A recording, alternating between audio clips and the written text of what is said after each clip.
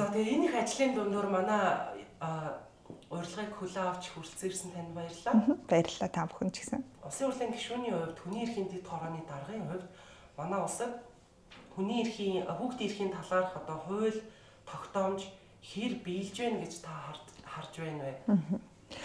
Бид нар яг энэ биелэлийг та статистикаар гарах гэж оролцсон. Гэхдээ бид нар зөвхөн хүний эрхийн үндэсний комиссийн илтгэлийн биелэлтийг эхлээд үзсэн. Яагаад гэвэл бүх цаг үеийн хүний эрхийн одоо илтгэл бүх баримт бичгүүдээс хамгийн олон удаа хүүхдийн эрхийн асуудлыг дурдсан нөрөө хүний эрхийн илтгэл ахгүй жил болгоны одоо энэ жил чинь бид нар 25 дахь илтгэлээ гэдэг чинь 25 жил бид нар хүний эрхийн илтгэлийг сонсож байгаа гэсэн. Тэгээ энэ илтгэлийг сонссныхаа дараа их хурл засгийн газарт чиглэл болгоод тогтоол гаргаад тэгээд ингээ заавал ийм хий, тим юм хий гэдэг ийм үүрэг даалгавар өгдөг. Тэгээ яг тэр тогтоолын биелэлт нь өөрөө хэдэн хувьтай байна вэ? Юун дээр алдаад байна вэ гэдэг ийм одоо дүн шинжилгээг бид нар их хурлын тамийн газрынх нар хийлгсэн. Тэгээ хийхэд бол нэг 30-аас 40% биелэлт нь бол байсан. Тэгээд яагаад ийм бага хувьтай биелэлт байна вэ гэсэн чинь нэгдүгээр том шалтгаан нь маш ерөнхий даалгавар өгдөг гинэ. Одоо салбар хоорондын уялдааг ханга ч гэдэг юм гэж. Яг уялдааг хангана гэхээр яг хин яах юм гэхээр нөгөөдгийн биелэлтийн дүгнэх айгу боломжгүй байдаг. За хоёрдугаарт гэвэл юу гэвэл ялангуяа хүүхдийн эрхийн асуудлууд тэр дундаа зорилттой бүлгийн хүүхдийн асуудлыг бид нар маш олон янзаар тодорхойлдог. Зорилттой бүлгийн хүүхэд гэж нэг үзэн, эсвэл одоо амжиргааны түвшин доогуур өрхийн хүүхэд гэж үзэн гэдэг ингээд хууль тогтоомжийн нэр томьёон дээр хүртэл яг энэ хүүхдийн тухай нэр томьёог бид нар 7-8 янзаар ингээд тодорхойлцсон байдаг. Тэгэхээр яг аль хүүхдийн тухай яриад байгаа вэ гэдэг маань хүртэл айгүй тодорхойгүй гэдэг. Ийм нөхцлүүдийг судалгаануудыг гаргаж ирсэн. За хоёрдугаарт гэвэл бид нар дараагийн түвшний нэг зөв чухал зүйл нь юу вэ гэвэл нөгөө олон улсын гэрээ конвенцэд Монгол улс нэгдэж ороод тэгээ тайлан тавьдаг штеп. Одоо ингээд танаа нүүбийн конвенцэд хүүхдийн эрхийн конвенцэд жишээ нь нэгдэж ороод бид нар конвенцээр хүлээс үүргээ ингэж биелүүлж байна гэдэг Монгол улс засгийн газар тайлангаа тавьдаг. Гэтэл хүүхдийн эрхийн конвенцийнхаа тайлан бид нар тавиагүй даруй одоо нөгөө 2 жил тутам ингээд тавих хэвээр тайлангаа бид нар тавиагүй 22 оноос хойш бид нар тайлангаа тавиагүй 2 дахь баг 3 дахь үе рүүгээ орох гэж байгаа. Тайлангаа хилцүүлээгүй тайлангаа тавиагүй гэсэн үг. Тэгэхээр бид нар яг ийм нөгөө тогтцооны шинжтэй зүйлүүдэд маш сайн анхаарахгүй болвол яг ийм нөгөө кейсийн араас асуудлын араас явсаар агаад асуудалтай ингээ орооцолтоод тэг нөгөө асуудал нь шийдэгдсэн юм байхгүй механизм нь бүрдсэн юм байхгүй тий ийм одоо нөхцөл байдалтай болчихжээ гэдэг ийм дүр зургууд бол олон судалгаанууд дээр бол харагдаж байгаа. Кейсийн араас асуудлын араас систем тий систем тогтолцоогоо бид нар айгуу сайн механизмаа бүрдүүлэх тал дээр илүү анхаарах хэрэгтэй гэж харах хэрэгтэй. Ер нь парламент өөрөө хяналт тавихад ямар асуудал бэрхшээл гардаг юм байна юу? Их хурлын хууль баталгаас гадна баталсан хуулийнхаа хэрэгжилтийг хяндаг гол одоо чиг үүргэн нэдэг шүү дээ тий. Тэрний нөгөө хяналтаа тавих хэд хэдэн арга хэрэгсэл гэж байдаг гэж үздэг. Хяналтын сонсгол гэж та бүхэн айгуу сайн мэднэ тий. Сонсгол хийдэг тий. Ногоо автобусны сонсгол ч гэдэг нүүрсний сонсгол ч гэдэг юм уу тий. Тэр чинь бол нөгөө баталсан хуулийнхаа хэрэгжилтийг хянж байгаа нэг арга хэрэгсэл нөхгүй. Эдгээр арга хэрэгсэл дотроос хамгийн одоо ажил хэрэгч бөгөөд хамгийн ажил хэрэгч санал гарах боломжтой маш тодорхой санал гарах боломжтой хяналтын механизм нь хянан шалгах төр хороо. Хамгийн сүүлд бид нар оюутлогоо дээр хянан шалгах төр хороо байгуулад тэг бүгдээр ингээд нөгөө бүх нөхцөл байдал дээр дүн шинжилгээ хийгээ шинжээчд ажиллаад гэсэн үг тий. Ингээд ил болгосон гэсэн үг. Сонсгол болохоор нөхцөл байдлыг зүгээр сонсдог. Хянан шалгах төр ороо нь болохоор бүх өнгөрсөн хугацааны үйл баримтан дээр дүн шинжилгээ хийгээд дараагийнхаа шийдлийг санал болгодогоор онцлог гэсэн үг. Тэгэхээр айгүй ялгаатай. Тэгээд бид нар яг хүүхдийн эрхийн асуудал дээр яг хяналтын ямар механизмуудыг өнгөрсөн хугацаанд ашиглаж байваа гэд их хурлын архив материалуудыг үзсэн. Ингээ үзэхлээр сонсгол нэг удаа хийсэн юм лээ 23 онд. 2023 онд сонсгол хийгээд тэгээ сонсголын мөрөөр баг 14-5 ийм заалттай тогтоолыг тухайн үедээ нийгмийн бодлогын 1000 орноос батлаад орхиж исэн юм билээ. Тэгээ дахиад нөгөө нийгмийн бодлогын 1000 орноос баталсан тогтоолынхаа хэрэгжилтийг ямар байна вэ гэдээ дүгнэх гэсэн чинь дахиад ерөнхий тогтоолууд баталсан учраас үнэлэхэд хүндрэлтэй байна гэж дахиад гараад ирж байгаа байхгүй. Тэгэхээр бид нар энэ удаа яг их хурлын зүгээс бол сонсгол гэхээс илүү хянан шалгах төр хороо байгуулад гэдэг саналаа өгсөн байгаа. Тэгээ эмэгтэй гишүүд санаачлаад хянан шалгах төр хороо байгуулад 6 сарын хугацаатай ажилтдаг хянан шалгах төр хороо шинжээч томилоо, гадны хүндлэнгийн шинжээч нарыг авчраад шинжээч томилоо. Бид нар өнгөрсөн хугацаанд юун дээр алдав? Нөгөө салбар дундын уялдаа гэдгийг хаана алдаа байгаад байна? Хуулийн дээр асуудал нэ нү, яг хэрэгжилтэн дээр асуудал байна уу ч гэдэг юм. Ингээд нэг бүрчлэн хүүхдүүдэд тохиолддог хамгийн нөгөө асуудлууд гэж байгаа. Эхний одоо 10-д ордог асуудлууд жишээ нь үеийнгийн дээрлэгч гэдэг юм уу те.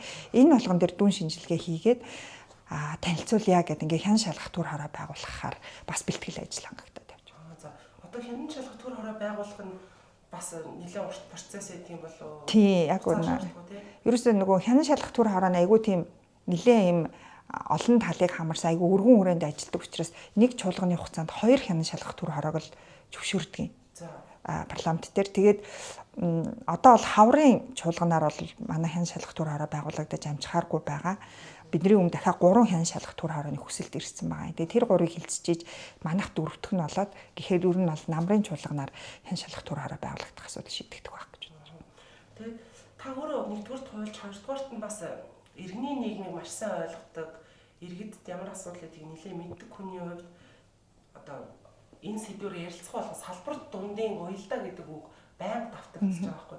Таныгаар зүгээр яг ингээд хянан шалгаж ороогүй байгаа ч гэсэн ер нь нэг энэ дээрээ л алдаад байдаг даа гэдэг нэг юм хамгийн хялбархан тип хэлэх үг гэдэг байхгүй тий. Хамгийн ингээ хэрэгжүүлж болох үз гээд хүүхдүүдийг сонсооч гэх гэдэг. Хүүхдүүдийг сонсоод хүүхдүүдийн байр суурийг сонс. Жишээ нь бид нар сая өнгөрсөн 7 хоногт өвөр хангаа дээр очиж анх удаа нөгөө хүний эрхийн комиссийн тайлангийн хүүхдтэй холбоотой хэсгийг нь орон нутгийн хүүхдүүдтэй хамт хилцүүлж үзсэн байхгүй юу. Тэгсэн чинь хүүхдүүдээс аягүй ухаалаг санал гарсан.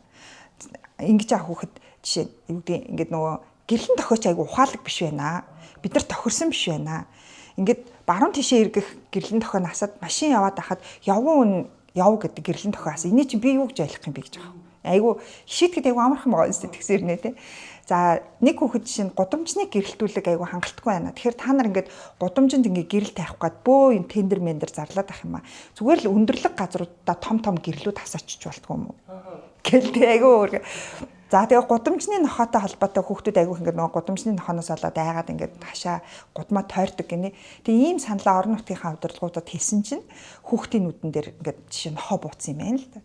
Тэгээ бид нар ингээд саналаа хэлэхлээр та нар тэрийг айгүй юм хүнлэг биш, ухаалаг биш аргаар шийдээд байна. Зүгээр л ажлын цагаараа хүмүүс нохоогоо уйчиж болтгоо юм уу?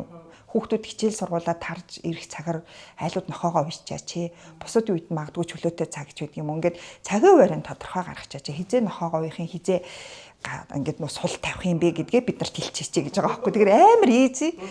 Тэг би тэндээс ямар дүгнэлт хэлээд ямар одоо зүйлийг яриад аваа гэл зүгээр орон нутгууд хүүхдүүдээ сонсоод хүүхдүүдтэйгээ хамтраад та нарт хаана аюултай орчин байгаад байна тий хаана яг асуудал байна гэж та нар харж байна орчныхаа үнэлгээг та хэд хийгээд тэр бид нар тэрний чинь дагуу манай аймаг инжлийнхаа төлөвлөгөөг гаргачих гээд нэг удаа нэг аймаг тэгээд ажиллаад үзээсэй л гэж үзэж байгаа.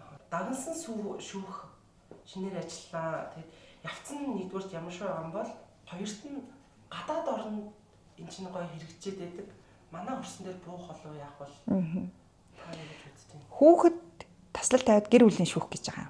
Тэгэхээр энэ шүүх маань өөрөө юу шийдэх вэ гэвэл хүүхдийн холбогдсон гэмт хэрэг зөрчлийн асуудлыг нэгдүгээр шийднэ. Хүүхэд одоо буруу зүйл хийсэн бол гэсэн үг тий. Хоёрдугаарт гэр бүлийн бүх төрлийн маргаануудыг шийднэ, гэр бүлийн цуцлалтын асуудлыг шийднэ гэх мэтээр тий. Тэгээ энэ шүүхийн гол одоо ач холбогдол нь нийгмийн ач холбогдол нь юу байдаг вэ гэхээр нөгөө бусад одоо зөндөө олон жил байгуулаад 60 70 жил ажилласан улс орны туршлагууд юу ярьж байна вэ гэвэл хүүхдүүд маш их ирээдүйдээ итгэл найдвартай болдгийм байна.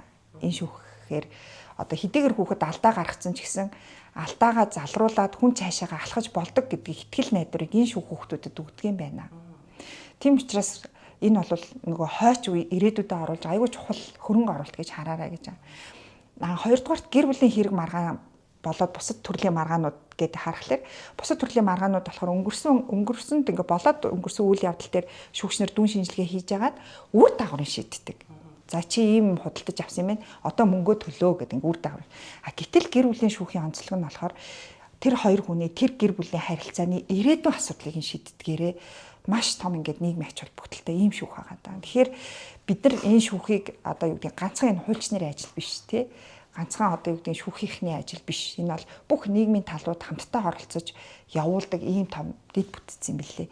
Тэгэхээр энэ дээрээ бас бид нар аягүй сайн анхаарал ажиллах, бас л бэлтгэл ажил бүх зүйлүүдэд чадах чинээгээр хийж байна. Нөгөө талаараа бидний нөгөө салбар дундын гэдэг шиг одоо чинь хөдөлмөр нийгэм хамгааллын яамтай аягүй сайн тохиролцох хэрэгтэй байна тий. Хүүхэд юу гэдэг гэмт хэрэг юм уу зөрчил үйлдсэн хүүхэд шийтгэл авлаа гэхэд тэрний араас явдаг гэр бүлийн нийгмийн ажилтан байна уу? Хүүхдэд зориулсан хөтөлбөр байна уу? Хүүхэд алдлаа, эндлээ гэхэд тэр хүүхдийн зан үйлд нь өөрчлөлт гарч ийн үү? Хэрвээ зан үйлд нь өөрчлөлт гарч байгаа бол тэр тухай шүүгчид мэдэгдээд ялыг өөрчилж болно, хөнгөлж болно, тий? Ийм процессыг бид нар бий болгож байгаа гэсэн үг. Тэгэхээр ийм нөгөө дэд бүтцүүдийн хоорондын уялдааг л хангах ийм шүүх гэсэн үг. Тэгээд энэ бол бараг Монгол хүн бүрийн тий амьдрал асуудалд их хамаатай ийм шүүх болж үйл ажиллагаагаа явуулна. Тэгээ манай шүүгч нар ч гэсэндээ бас тодорхой хэмжээний бэлтгэлээ хангаж байгаа. Гадны бусад улс орны маш сайн туршлагууд харин биднэрт байгаа. Энэ айгүй олдтой тал. Дээрээс нь гадны бусад улс орны хуульчид айгүй сайн энэ дээр сайн дураараа гэж байна тий. Пробоно сайн дураараа байдлаар Монгол улсад туслахад бэлэн, хамтарч ажиллахад бэлэн, сургалтыг өгөхөд бэлэн, өөрсдийнхөө хийдэг зарим шүүхийн одоо бүр зарим нь ингээд шүүх хурлынхаа бичлэгийг хүртэл хийгээд танаа шүүгч нарт ч үзүүлж олж байна. Хүүхдтэй яаж харьцдгийг, орчин нь ямар байх ёстой юм те. Гэр бүлийн хоёр муудалцаад ороод ирлээ гэхэд хүүхдийг яаж хүлээж авах юм, хүүхдийнхээ асуудлыг хилцээрээ яаж хийж байгаа, тохиролцоогоо яаж хийж байгаа гэдгийг бид нар харуулхад бэлэн гэд тэр бас айгүй том олдтой тал байхгүй юу. Тийм. Маш гоё тийм шүүх байгуулагдах гэж байгаа. Сэтгэл зүйчтэй байх хэрэгтэй. Сэтгэл зүй гэдэг асуудлыг жоохон манай ус танин мэдээ. Тэгээд нэг сургууль дээр сэтгэл зүйч гэж байлгадаг болоо тий. Тэнгүүд багш нь одоо гарч ирснээр асуудалтай хүүхдээ сэтгэл зүйч дээр очиороо гэлждэг. Тэр сургуульд байгаа хүүхэд сэтгэл зүйчийн өрөөлөө очивол асуудалтай гэж харагдахаасаа ичээд гэдэг шиг одоо гадны төсөл энэ төр орж ирэхээр нэг хэсэг аягүй секси яваал бүгд ингээл хичээгээл тий.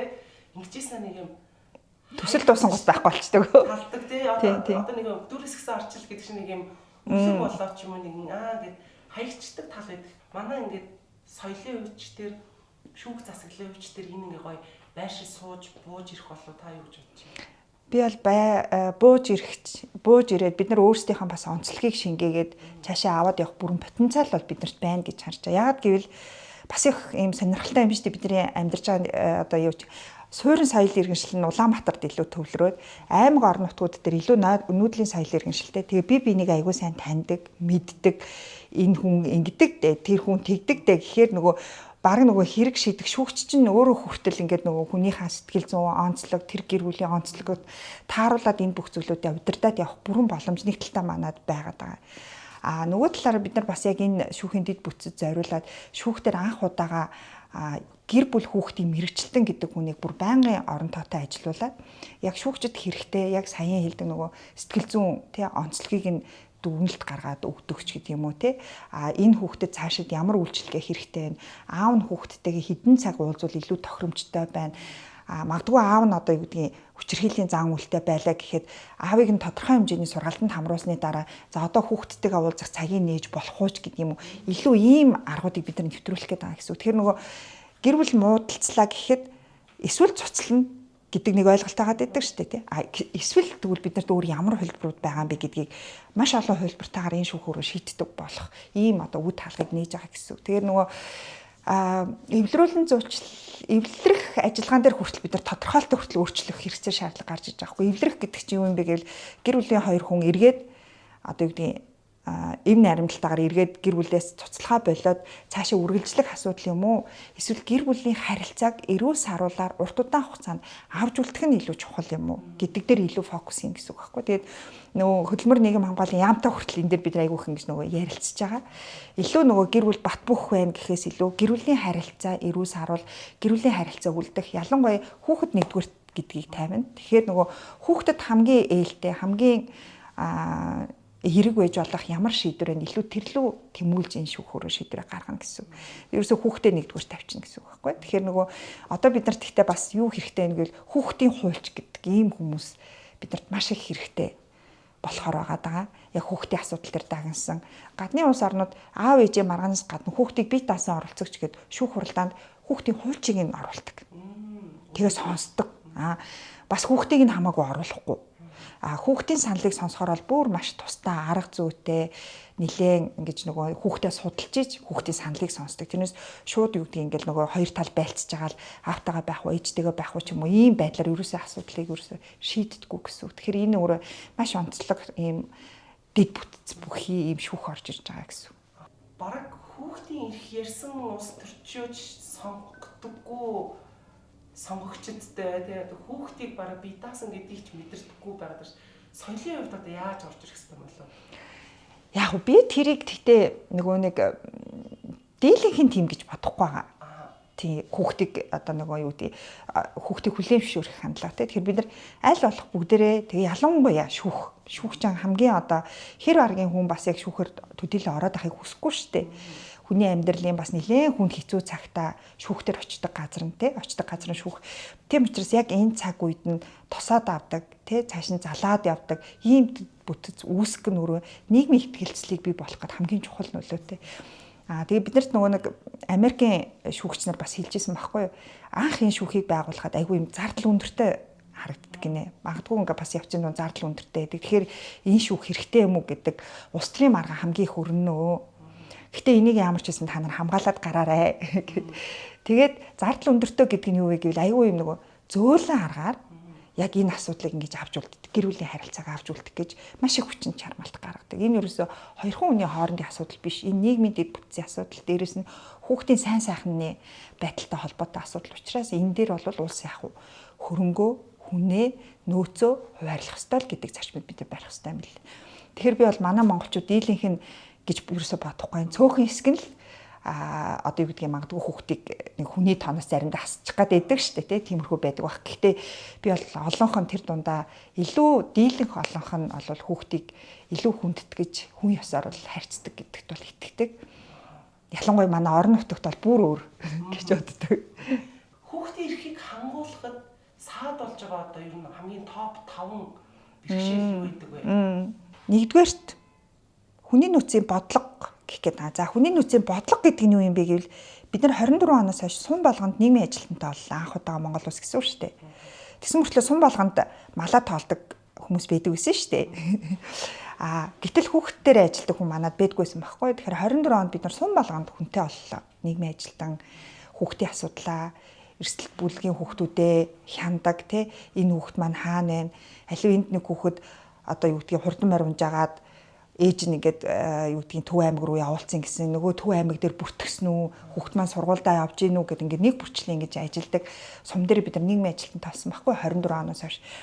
Гэтэл энэ хүмүүсээ бид нар цааш нь ингэж нөгөө урт удаан хугацаанд ажил дээр дуртай доктор суршилтай ажиллах тэр бодлогоо бид нар юусаа одоо гарахгүй яваад байгаа. Тэгээд ирэхээр хүмүүс айгүйх ажлаасаа хаширч эхэлж байна. Яг гэвэл энэ дандаа кейстэй ажилдаг, хүнд кейстэй ажилдаг учраас сэтгэл зүйн хувьд маш хүнд байдаг. Тэгэхээр энэ хүмүүсийн сэтгэл зүйн эрүүл мэндийг хамгаалсан, энэ хүмүүсийн ажлаас хашраахгүй байх тэр бодлого бүхий яг энэ бодлого бидэрт байхгүй байна гэж хэлэх гээд. Энэ айгүй чухал асуудал. За хоёрдугаарт гэвэл дараагийн нэг зүйл нь биднэрт нөгөө ёстой нөгөө салбар дундын уялдаа гэдэг шиг бүх салбарт хүүхдийн асуудал надад хамаатай штэ гэж боддог байх тэр хандлагын асуудал аягүй чухал байна. Бүх эмчнэр, цагдаа, тий. За багш нар бол мэдээж ойлгомжтой бүгд аягүй сайн мэддэг. Гудамжинд яв хүн болгон. Яг гэвэл жишээ нь өөр хангаа нэг хүүхд гэжсэн байхгүй. Гудамжинд байгаа согтун хүмүүс та нарын томчуудын нүдэнд зүгээр л согтун хүн гэж харагддаг баг. Харин тэр согтун хүн бидний нүдэнд энэ хүн намайг яачих бол гэж бид нар дандаа тэгж хардаг ш. Та нар тэгээ ерөөсөө ингээд хажуугаар нь өөртөө тоохгүй өнгөрчдөг. Тэгээ тэр хүн ямарваа нэгэн зан аваар гаргалаа гэхэд томчууд ерөөсөө дуудлага өгдөггүй ш. Энийгээ та нар хийчихээ гэж хүсэж байгаа байхгүй. Тэгэхээр хүн болгонд энэ өөрөө хамааралтай гэсэн үг тийм. Тэгэхээр хаана л хүүхдэд аюултай нөхцөл байдал газар байна. Тэр бүхний тухай бид нар холбогдох газруудад нь хилдэг, бүх газруудад нь мэдэгддэг, хойноос нь явдаг байх тэр одоо хүмүүсийн хандлага бидэрт маш чухал байгаа.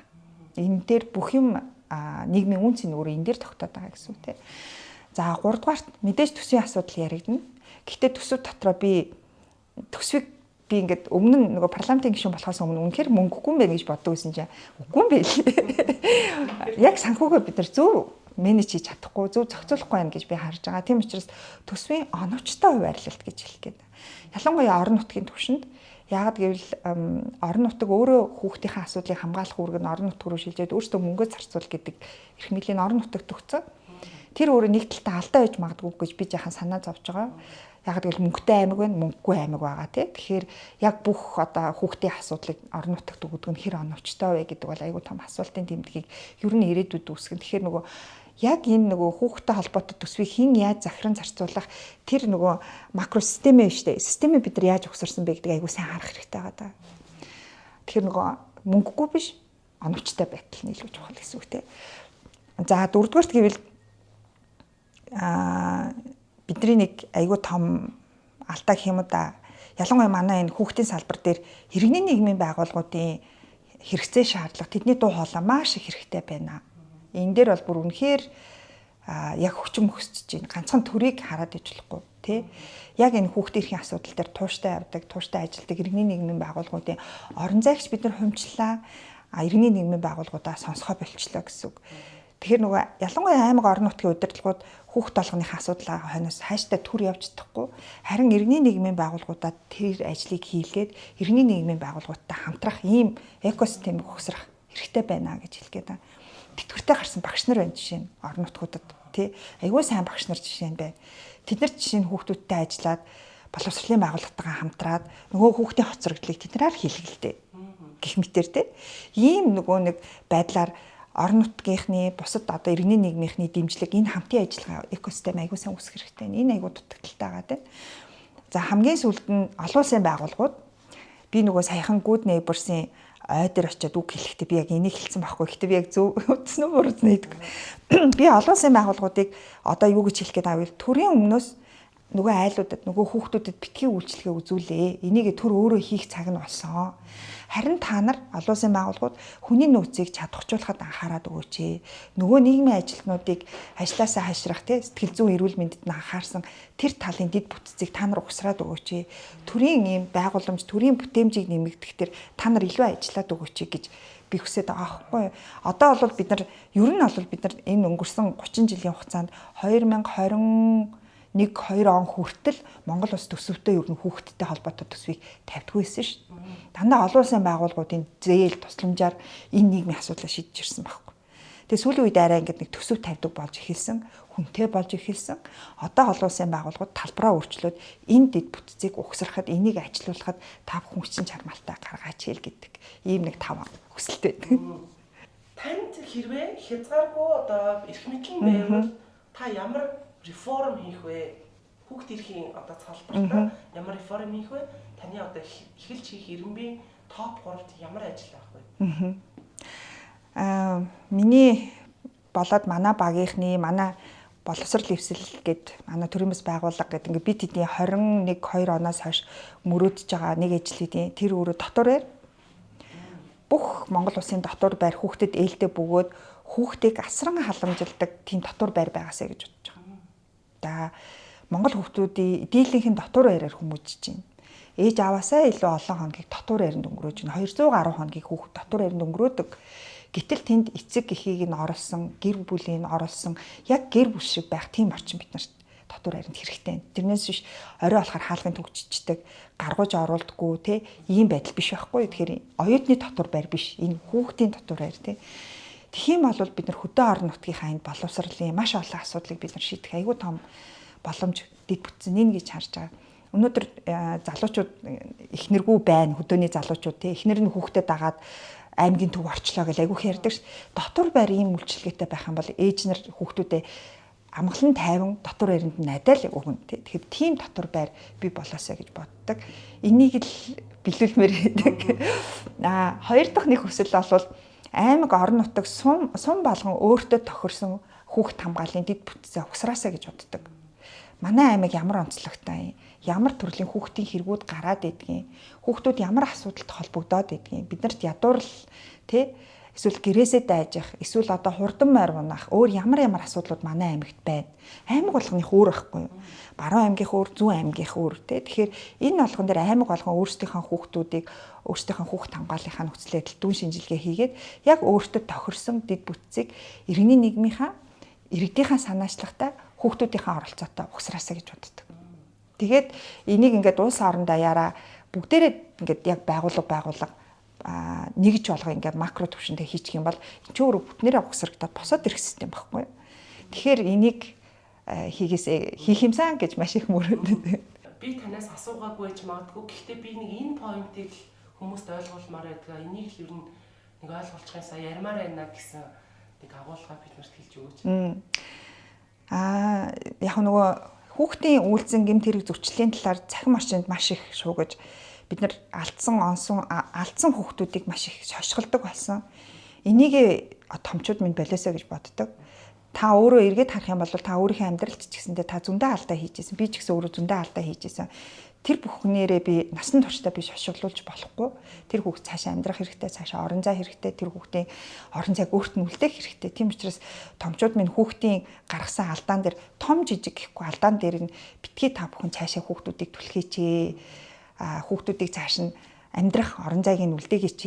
Энийг нь харин мэрэгжлийн хүмүүс нь хийх ёстой учраас мэрэгжлийн хүмүүст нь тэр ажлыг нь даатгах чаач гэж хүсэх гэсэн. Цаг гаргаж бидэнтэй ирж ярилцсан танд баярлалаа. Баярлалаа та бүхний ажилд ч гэсэн амжилт хүсье. Тэгээд хамгийн сүүлд нэг юм хэлээд нөгөө хүүхэд алганы ялгаатай байдлыг байгаагаар нь хүлээн зөвшөөрөөч. Бид нар нэг өөрсдийнхөө хайрцагт оруулах гэдэг өөрсдөө ч зовоогоод хүүхдээ ч зовоогоод ах шиг байдаг. Би өөрөө ч гэсэн тэр алдааг гаргадаг бас л нэг ээж аахгүй. Тэгээд аль олох ингээд нөгөө хамтдаа бас тэрийг нэг хүүхдүүдийн ялгаатай байдлыг хүлээн зөвшөөрөх нь айгүй чухал юм байна гэдгийг бас уриалжлаа гэсэн.